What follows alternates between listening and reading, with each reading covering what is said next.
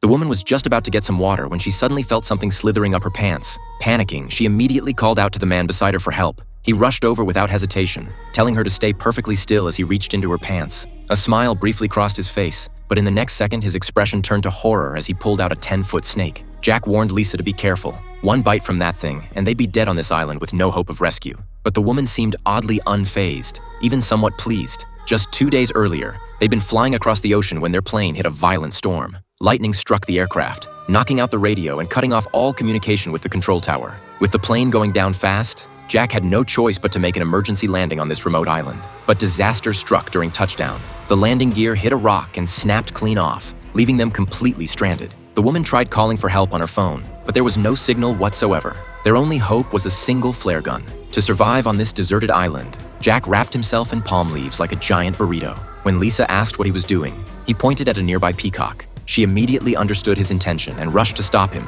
but Jack ignored her protests and headed straight for the bird. Lisa was furious, calling him a heartless bastard and swearing to herself that she'd rather starve than accept any more help from Jack or eat that beautiful peacock. But by nightfall, as the man roasted meat glazed with fruit juice, the mouth-watering aroma filled the entire beach. Lisa couldn't resist any longer and sheepishly approached Jack, completely forgetting her earlier vow. Fortunately, Jack was gracious enough not to hold her daytime tantrum against her, even generously tearing off a leg portion for her. The next day, they climbed to the mountaintop to search for a way out. When they finally reached the summit, the man immediately realized something was wrong. There was no signal tower like the map indicated. Jack had gotten the directions completely backwards. The tower was on the opposite side of the island. As they descended, Lisa suddenly spotted a yacht on the horizon.